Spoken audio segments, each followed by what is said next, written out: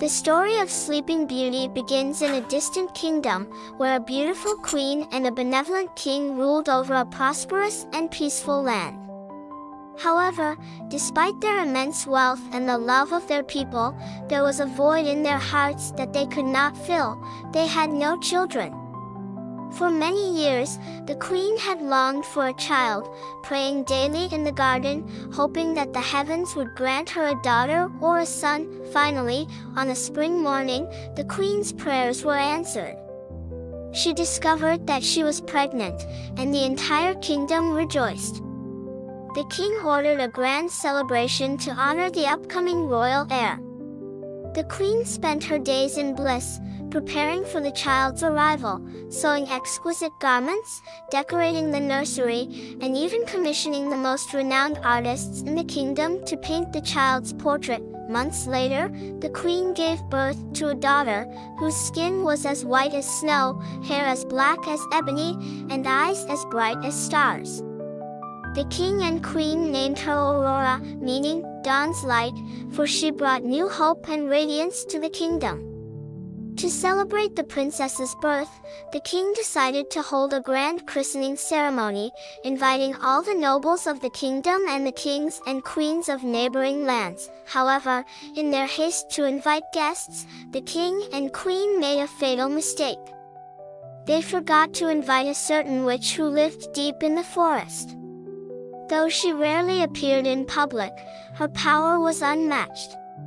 When the witch learned of the oversight, she was furious and decided to curse the princess during the christening. On the day of the ceremony, all the nobles and guests gathered in the castle's grand hall to bless the newborn princess.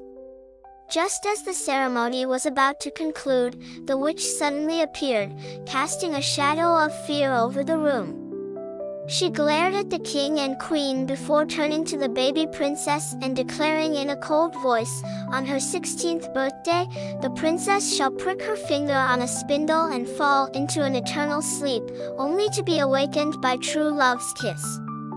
With those words, the witch vanished into thin air, leaving behind a stunned silence. The king and queen were horrified, unable to accept such a cruel fate. At that moment, another witch, one who had not been invited but was known for her kindness, stepped forward. She could not undo the curse entirely, but she could soften its blow. She told the king and queen, "The princess will not die. She will only fall into a deep sleep until awakened by true love's kiss." Despite this reassurance, the king and queen remained uneasy. To protect their daughter, they ordered the destruction of all spindles in the kingdom and banned their use or mention.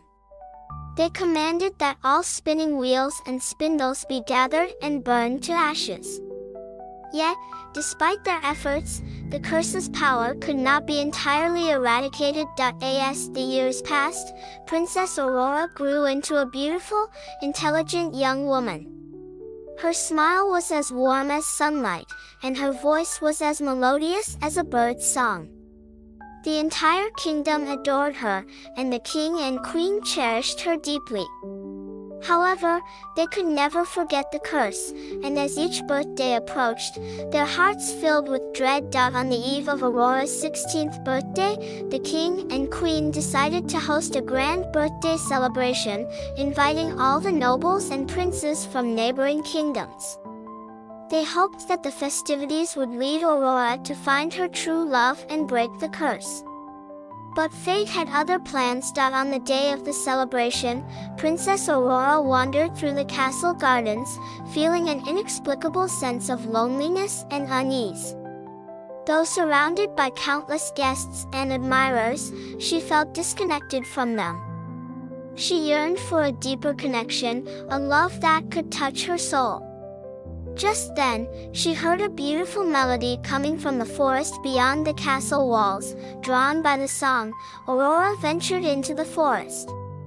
She passed through dense trees until she came upon an ancient tower. The door was closed, but the singing seemed to emanate from the top. Curious, she pushed the door open and entered the tower. She climbed the spiral staircase until she reached the top. There, she found an old woman sitting at a spinning wheel, holding a spindle. Aurora had never seen a spindle before and asked, "What is this?" The old woman smiled and replied, "This is a spindle, a tool for spinning thread." Aurora reached out to touch it, but as soon as her finger made contact, she pricked herself. A sharp pain shot through her finger, and she collapsed to the ground, unconscious. The old woman looked down at the fallen princess, a sinister smile spreading across her face, before vanishing into thin air. At that moment, the entire kingdom fell into a deep slumber. The king and queen, the servants in the castle, the birds in the garden, even the wind, all were frozen in time. The kingdom became enveloped in silence, with only Princess Aurora remaining in her eternal sleep at the top of the tower. Years passed, and the kingdom was gradually forgotten. The castle became overgrown with vines and trees, blending into the forest. Yet, the legend of the sleeping princess endured. Many brave princes heard the tale and ventured into the forest, hoping to awaken Aurora with true love's kiss. However, none succeeded, for the forest's thorns and vines barred their way. Only a love that was pure and true could penetrate the barrier and reach the sleeping princess. Finally, on a bright morning, a young prince heard the legend of the sleeping princess. Determined to find her, he journeyed through the dense forest, overcoming countless obstacles until he reached the vine-covered castle. With his sword, he cut through the thorns and entered the castle. The prince climbed the spiral staircase to the top of the tower, where he found the sleeping Princess Aurora. Her beauty took his breath away. He knelt beside her, gently kissed her lips, and in that moment, Aurora's eyes fluttered open. She gazed at the prince and smiled. With Aurora's awakening, the kingdom sprang back to life. The king and queen, the servants, the birds, and even the wind resumed their activities. The prince and princess descended the tower hand in hand, entering the castle's grand hall.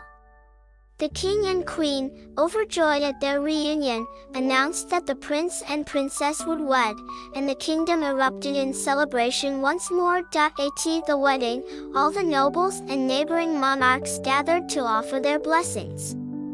After the ceremony, the prince and princess began their life together, ruling the kingdom with wisdom and bringing peace and prosperity to the land. The witch who had cursed Aurora was never seen again. From that day forward, the story of Sleeping Beauty became the kingdom's most cherished legend, passed down through generations for eternity. The aftermath and legacy after the curse was broken and Aurora awakened, the kingdom entered a new era of prosperity. The prince, whose name was Alexander, proved to be a wise and just ruler. Together with Aurora, they worked tirelessly to ensure that their people lived in peace and happiness. The kingdom flourished, and its borders expanded as neighboring lands sought alliances with the prosperous realm. Aurora, now queen, dedicated herself to the arts and education.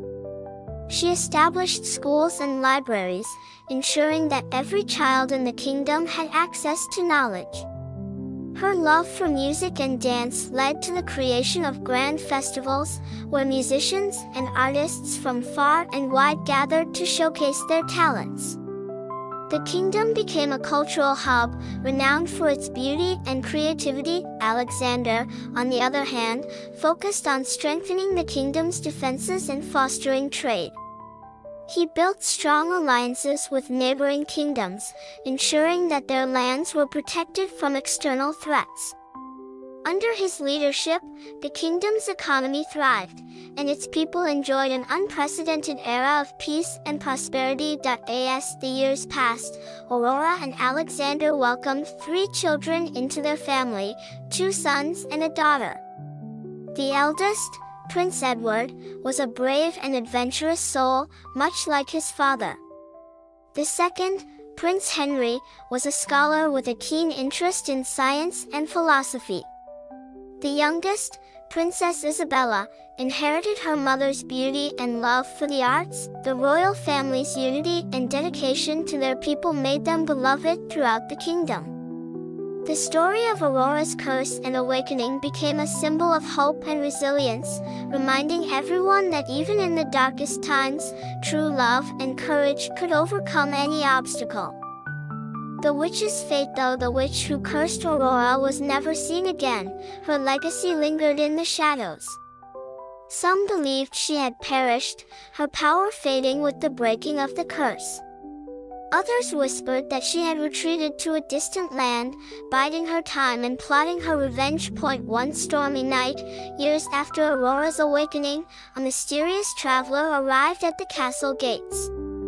Cloaked in black, the traveler requested an audience with the queen. Aurora, curious and compassionate, agreed to meet the stranger. In the dimly lit throne room, the traveler revealed herself to be the witch's apprentice, a young woman named Alara. She explained that the witch had indeed perished, but not before passing on her knowledge and powers to Alara. However, unlike her mentor, Alara had no desire for vengeance. She sought redemption and wished to use her powers for good. Aurora, moved by Alara's sincerity, offered her a place in the kingdom. Alara became a trusted advisor, using her magical abilities to heal the sick and protect the kingdom from harm. Over time, she earned the respect and gratitude of the people, proving that even those touched by darkness could find light. The eternal rose in the heart of the castle's garden, a single rosebush bloomed year-round, its flowers never wilting. Legend had it that this rosebush was a gift from the kind witch who had softened Aurora's curse. The roses were said to possess magical properties, capable of healing any ailment and bringing peace to troubled hearts. Aurora often visited the rosebush, finding solace in its beauty and fragrance.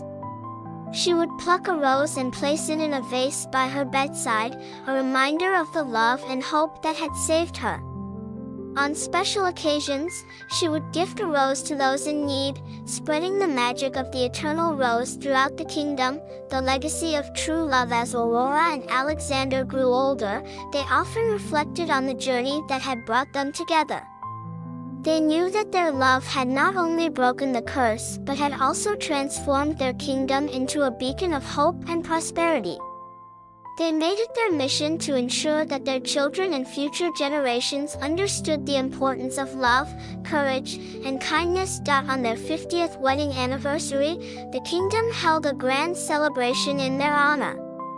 People from far and wide gathered to pay tribute to the royal couple who had brought so much joy to their lives. Aurora and Alexander stood hand in hand, their love as strong as it had been on the day they first met. As the sun set on the horizon, casting a golden glow over the kingdom, Aurora whispered to Alexander, "Our love has truly been a gift, not just to us, but to everyone in this land." Alexander smiled and replied, "And it will continue to shine long after we are gone, a testament to the power of true love."